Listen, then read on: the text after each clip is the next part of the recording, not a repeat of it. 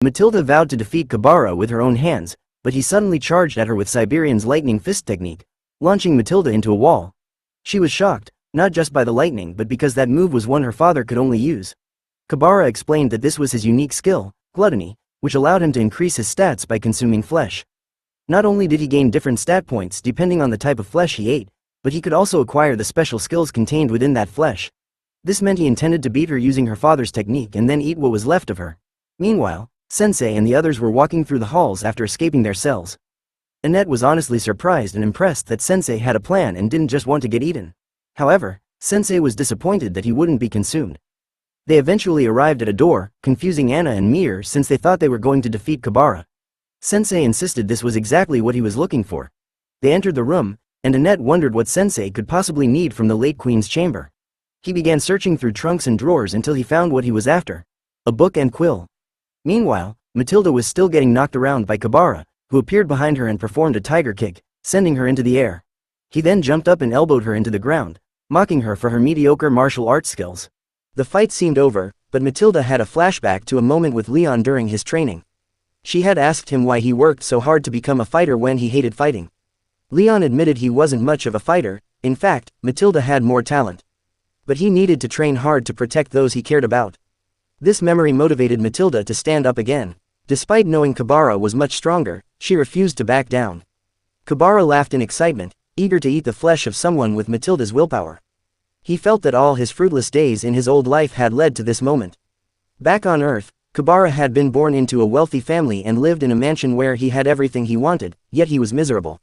One day, he decided to spice things up with murder, but he was stopped before he could go through with it. His desires remained unfulfilled, and even when he stomped a homeless man to death, he still felt empty. Then, he was transported to this world, where he could eat whatever he wanted. Now, he wanted to taste Matilda's supreme flavor. He sent his giant mouth to swallow her whole, but before he could, Sensei ran in front of her and remarked that Kabara's story was boring. Kabara attempted to eat Sensei as well, but his instincts prevented him from getting any closer. He began to wonder who Sensei really was. Cornered by Mir and Annette, Annette declared that Sensei could banish other worlders back to their original world. It was questionable why she thought it was a good idea to say this out loud. When she urged Sensei to use his ability to write Kabara's story, Sensei declined, stating he had standards for the stories he wrote, and Kabara's life was merely that of a privileged child complaining about how easy his life was. Kabara was furious at being called trash and decided to kill everyone there before eating Matilda. Matilda blamed herself for everything that had gone wrong. If she hadn't interfered while her father was fighting, he wouldn't have lost his arm, and if she had stopped Annette and Mir from coming, they wouldn't be in danger. Unsure of what to do, she looked to Sensei for guidance. He offered her a story based on her sad past. As she opened the book, pages began flying into the air.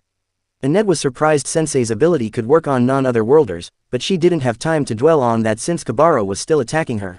Sensei told Matilda he had learned a lot about her from her tragic story. She was kind enough to suppress her own feelings for the sake of others but was still clumsy. After her mother and brother died, she tried to raise Siberian spirits by replacing her brother, which only created distance between her and her father. At some point, she even lost sight of her true self. However, her mother had told her that her life belonged to her alone, so she should live for herself. Siberian ultimately just wanted Matilda to be happy. Sensei told her she had a choice: she could live as the ideal princess her father wanted or replace her brother as the ideal prince. However, neither path reflected who she truly wanted to be. She had been happiest during her time with Sensei and Annette, so he urged her to write the rest of her story. Golden light began to shine around Matilda, and Siberian recognized it as the sacred mark of the divine beast. This wasn't the first time the mark had appeared, it had shown up in her right hand when she was younger. Leon had been excited, believing it meant Matilda would become a strong fighter, but she had begged him not to tell their father since Siberian didn't want her involved in martial arts. Siberian overheard this and saw the mark fade from Matilda's hand because she didn't want to accept it for his sake. Now, he realized he was a fool for trying to keep her away from martial arts when she was so gifted at it. Kabara complimented Matilda for gaining some kind of power-up but noted he had finished digesting Siberian's hand and had completely mastered the lightning fist technique. He believed that flashbacks wouldn't save her because she wasn't in an anime with plot armor. Kabara took pleasure in the thought of watching her despair as he ate her bit by bit. While Kabara ranted, Sensei lit a smoke and calmly stated that hope may often be disappointing, but even when pushed to despair, people will cling to the last thread of hope. Matilda charged forward, and Kabara remained confident he would overpower her. However, He was discombobulated and headbutted into a concussion. He attempted to counterattack, but Matilda had already charged up her finishing move. Despite his rock-hard defenses, he was ultimately torn to shreds by the force of her attack. Kabara fell to the ground, defeated, and the sacred mark on Matilda's hand began to fade as she fell unconscious.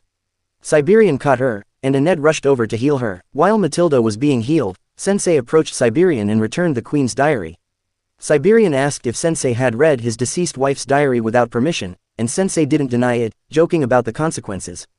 However, Siberian wouldn't dream of punishing Sensei, as he felt a debt of gratitude for guiding his daughter. Briard arrived moments later, commenting on how amazing it was that Matilda had awakened her sacred mark.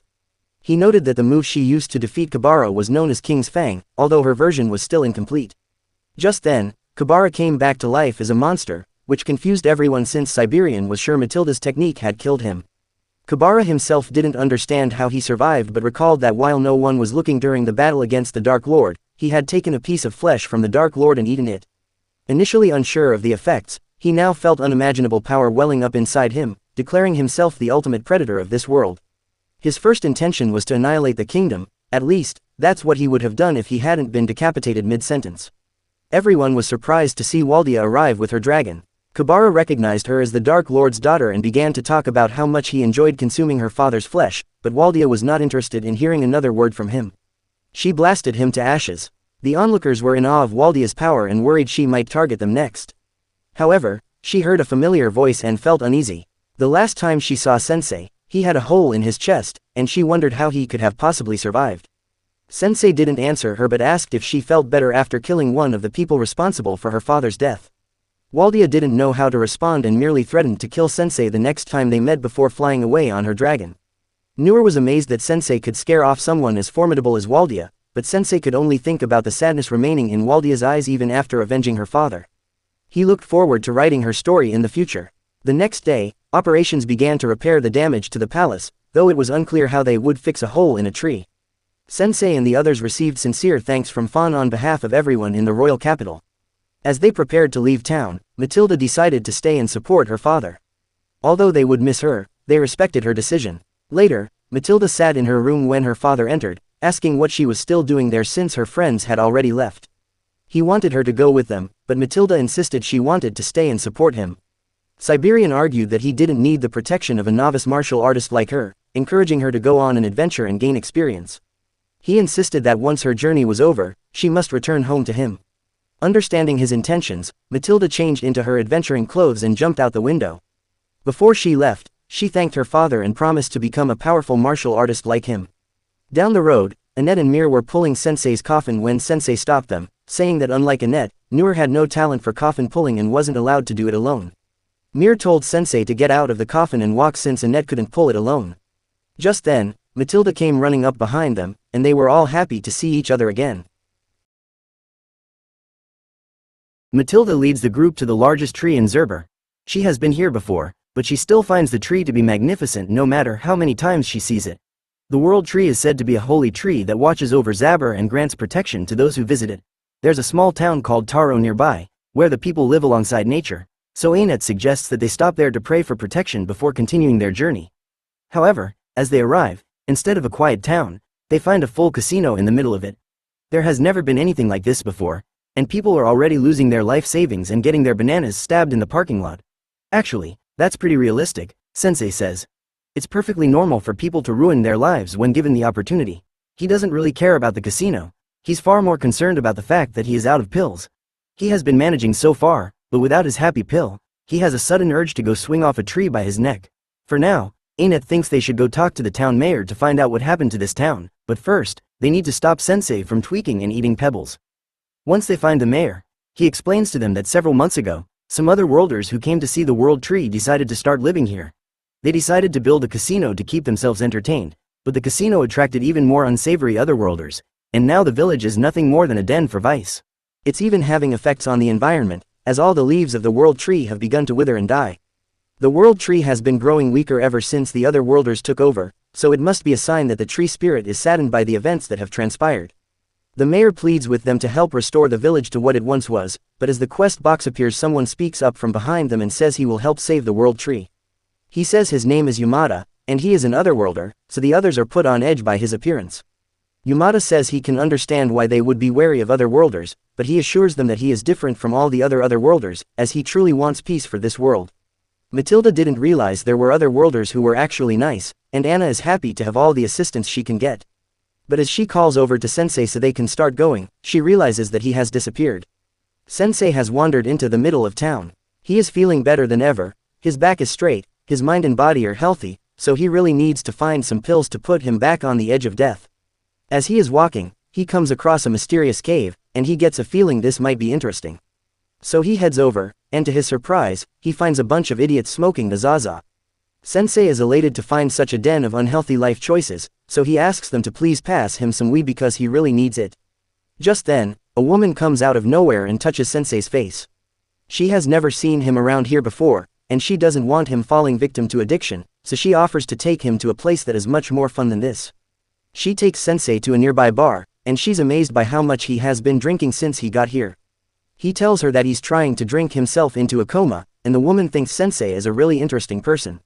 She wonders what he was doing in that cave, because that's where people who are addicted to the world tree's pain-relieving leaves go. Sensei tells her that he lost something very important to him, so the thought of having a healthy body and mind is so horrifying that it keeps him up at night. The woman is even more intrigued by Sensei now, so she offers to do something to help him sleep comfortably. It's not what you're thinking, she says. She is a dancer, so she offers to perform for Sensei to put his mind at ease.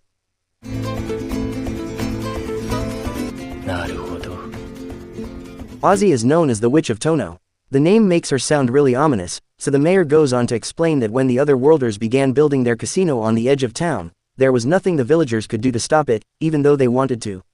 But Azie was different. She took the opportunity and sided with the other worlders so she could build a bar next to the casino.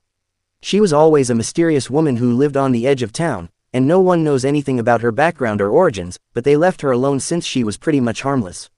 However, now that she has sided with the other worlders, she makes a fortune selling her wine and dancing for them.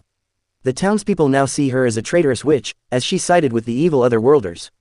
Yamada believes she deserves to receive righteous punishment, and the mayor agrees with him. The next day, Sensei is heading back over to the casino part of town, and Anna tries to call him back because the attack on the other worlders they had planned would soon be starting. However, Sensei never agreed to be a part of such a dangerous plan, so instead, he wants to spend his time at Azie's bar because he finds it comforting. Anna tries to go after him, but Yamada stops her and says it's no use because Sensei has already been charmed by Azie. However, he assures Anna that Sensei will come back to her once they have destroyed the casino. Meanwhile, Sensei is having a nice drink with Azie, and he thanks her for her show last night because it helped him get a good night's sleep for the first time in a long while. Azie is glad to hear it, but she warns Sensei that he shouldn't hang around her too much, since the people around here see her as a witch. Sensei doesn't seem to mind, as his life couldn't possibly get much worse. In that case, Azie proposes a toast and hopes that the spirit of the world tree grants protection to Sensei's terrible life. But Sensei has never heard of the spirit of the world tree before. Azie explains that there is a legend that when the spirit of the world tree descends upon the world, the wishes of the weak and sick will be answered. She jokes that Sensei might be saved from the pain of his life if he believes hard enough, but to Sensei, Azie is the one who looks like she wants to be saved. Azie is shocked by Sensei's words, but before she can give a clear answer, the bar doors swing open, and the other worlders in charge of the casino barge in. The boss orders Azie to bring some drinks, so she gets up to serve them. While she's doing that, one of the other worlders threatens a group of adventurers who blew all their money on gambling and now owe the casino a ridiculous amount.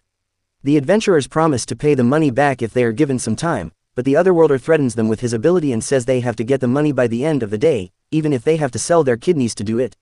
The adventurers run out, scared, so the other worlder thinks they got the message, but he's still worried since the casino profits have been down lately. He suggests to his boss that it might be a good idea to move the casino somewhere else because all the suckers around here have already gone broke. However, the boss says there's no need to do something like that since he can just target the people from the village instead. Once he gets them addicted to the joys of a crippling gambling addiction and smoking until their lungs give out, they'll become repeat customers until they go broke or die of cancer. Either way, he doesn't care about the consequences. Azie comes over with the drinks and reminds him that she made a deal with him and paid a lot of protection money just so he would leave the townspeople alone.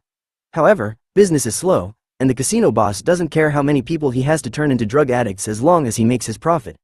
He orders his subordinate to go kidnap some of the villagers and get them high on shrooms until they become repeat customers. Azie tries to stop him, but she ends up getting thrown onto a bar stool. Sensei approaches her and comforts Azie, telling her that her actions are not that of a witch. She is much more similar to an angel, even if the townspeople don't recognize that. Just then, a huge crash is heard outside, so all the other worlders run out to figure out what happened. They see that the casino has been completely demolished. This is the work of Yamada. As he sees the evil other worlders, he prepares to exact his righteous justice upon them. The evil other worlders are about to attack Yamada, but then Sensei walks up and says he hates flashy people like Yamada. Yamada tells Sensei to stay out of this, as he doesn't have time to deal with someone who is charmed by the witch. Sensei actually does stay out of the matter, but it's not because Yamada told him to. Sensei has never once respected anyone who lectured him, and he's definitely not going to respect Yamada's sense of righteousness. Yamada decides to leave Sensei alone for now and deal with the evil other worlders, so as they charge at him, he draws his sword and hits them with his justice slash, which blows them all away. The other worlders realize Yamada actually has way more power than they thought, so the boss orders everyone to make a tactical retreat. Now that the other worlders have been taken care of, Yamada has to deal with Azie because the villagers think she's evil as well. He asks her if she still sides with the evil other worlders. She tells him she is just glad that the town was finally saved, and that's good enough for him. So he says she's free to do whatever she wants from now on. The people of the town approach Yamada and cheer for him as their savior, but as soon as they notice Azie, their cheers turn into hate-filled threats directed at her. Gata tries to defuse the situation and tells everyone that Azie isn't evil, so there's no need to take action against her. But the townspeople still decide to throw stones at her to drive her away. Yamada is shocked by how cruel and unreasonable the people here are as they continue to hurl abuse at Azie. Sensei steps in and tells them all that they are worthless scum. How can they treat the person who has been protecting their town all this time like this? She has spent all of her time getting close to those other worlders just so they wouldn't target the town. And if she hadn't done that, the town would have been invaded long ago. If anyone is going to be considered the town's savior, it should be Azie. Yet, even knowing all this, ignorance prevails and the people still say they want to drive Azie away. Azie understands that she will never be accepted by the people of this village, so she tells Sensei he doesn't have to advocate for her because she's leaving. As she walks away, she apologizes for all the trouble she caused, and the villagers celebrate their success in getting rid of her. Yamada can't believe what he's seeing, so he asks Sensei if he knew things would end up like this. Sensei tells him that the line between good and evil is arbitrary, yet some people live their lives convinced that they are always on the righteous side. He can't say for sure whether Yamada was right to save the village, but he knows for sure that this village willingly kicked out the one who fought hardest to protect it, and he wouldn't want to spend another second around them. Sensei walks out of town along with all the others, and as they leave, the village mayor approaches Yamada and says he has a request for him. He tells Yamada that the other worlders were selling the leaves of the world tree as drugs and getting people addicted to it. Yamada is disgusted to hear such a despicable act, but he is even more disgusted when he hears the village chief say he wants to start selling the leaves as well. He saw the other worlders making a ton of money from it, and he wants a piece of that pie too. So he asks that Yamada become the town's bodyguard and debt collector. Yamada falls to his knees upon realizing that he wasted his time trying to save people who turned out to be scumbags in the end. As Sensei is being dragged away by the others, they see something they never thought possible. The world tree completely withers away, along with the village chief's plans to become a drug lord. Just then, a bright light appears before Sensei, and he sees Azie in her true form. It turns out that she was the spirit of the world tree all along, and she thanks him for being the only one who was actually kind to her. She can't stay here much longer, so she leaves Sensei with a parting gift and provides a jar with infinite pills for him.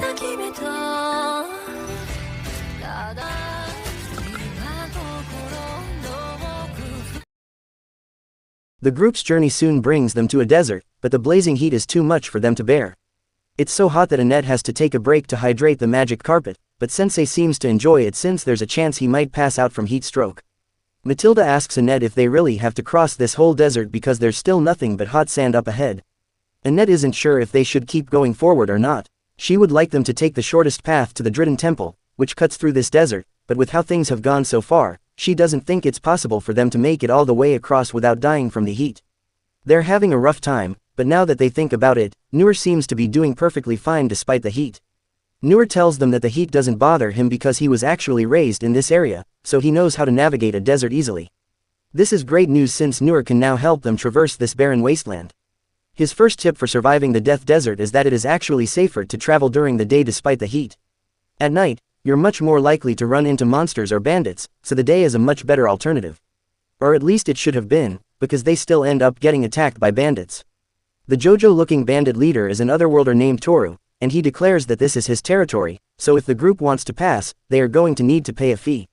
This is the last thing Matilda wants to have to deal with when it's already so hot, but since they are cornered, there's no choice.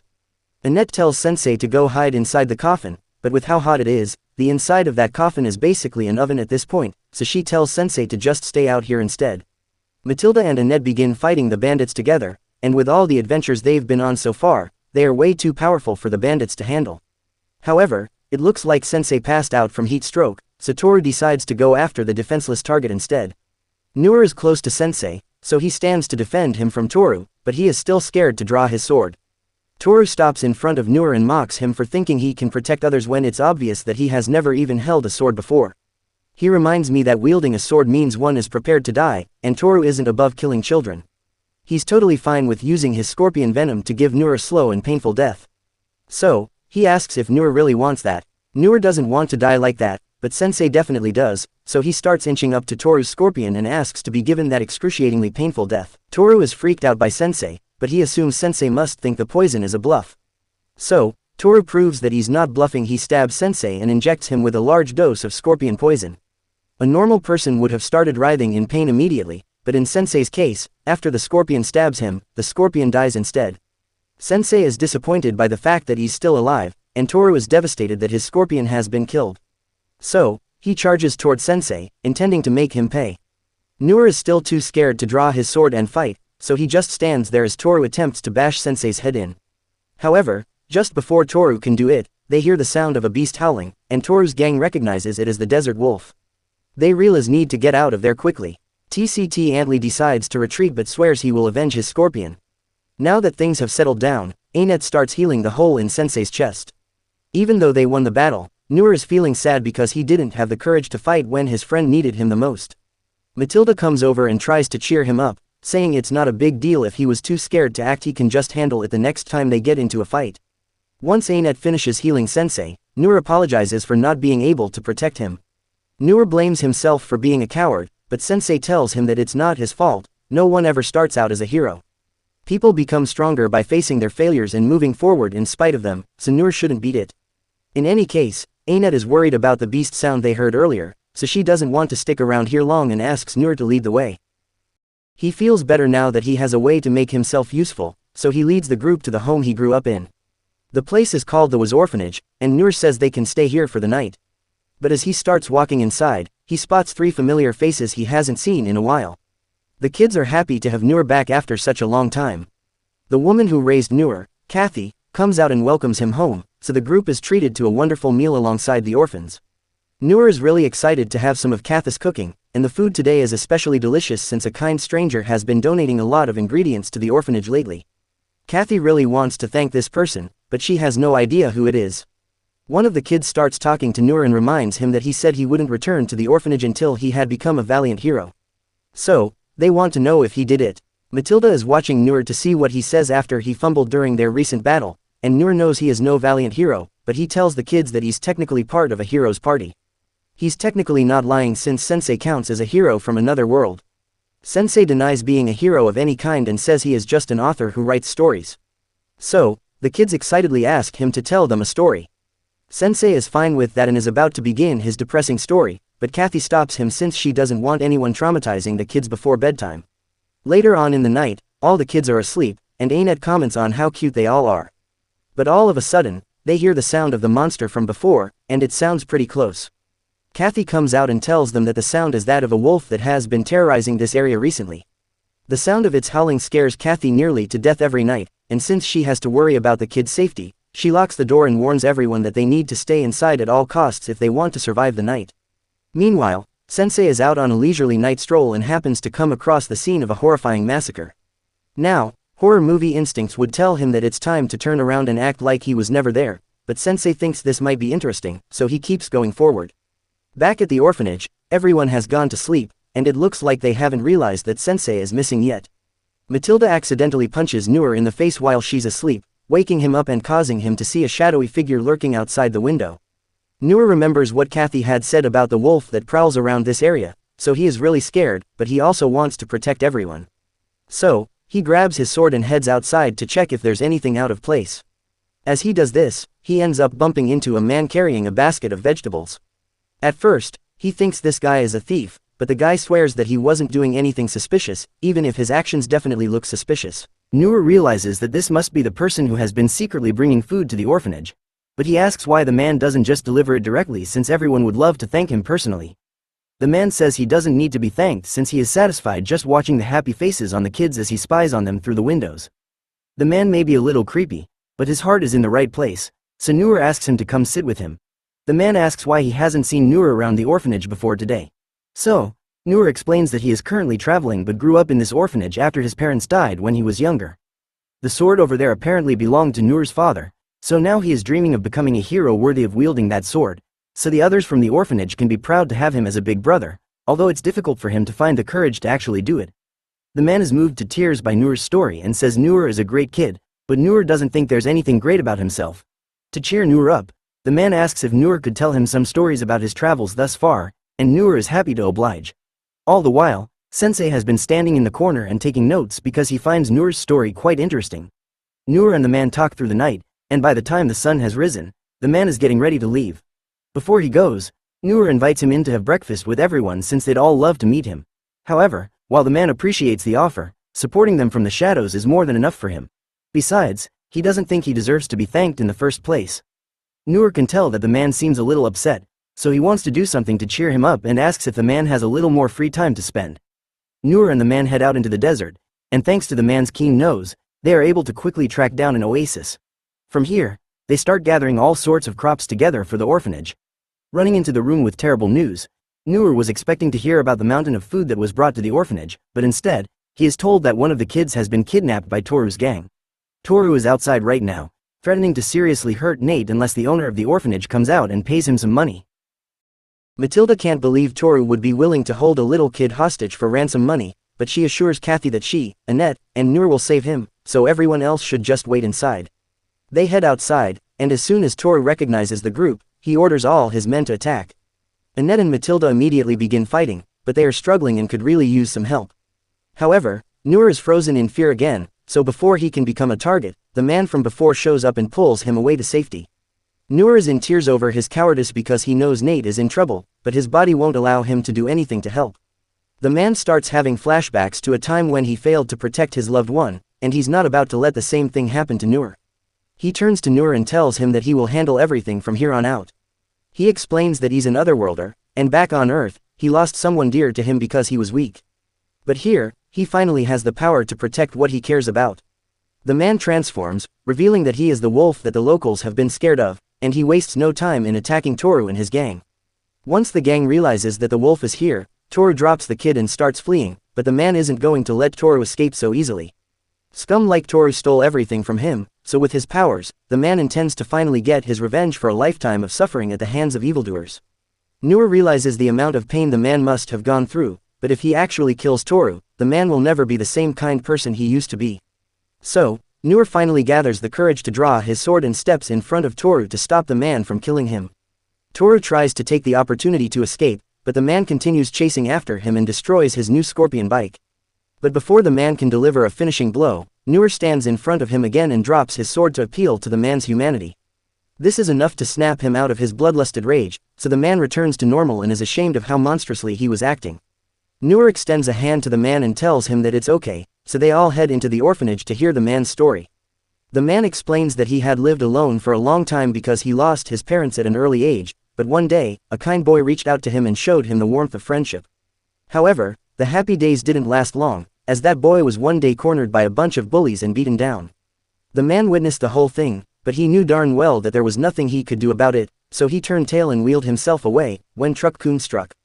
Sensei's ability activates as he clarifies that although he thinks the man is a coward, the man is still much kinder than most people, as even with the power of his gift, he still decided to use it just to scare off evildoers rather than succumbing to the power.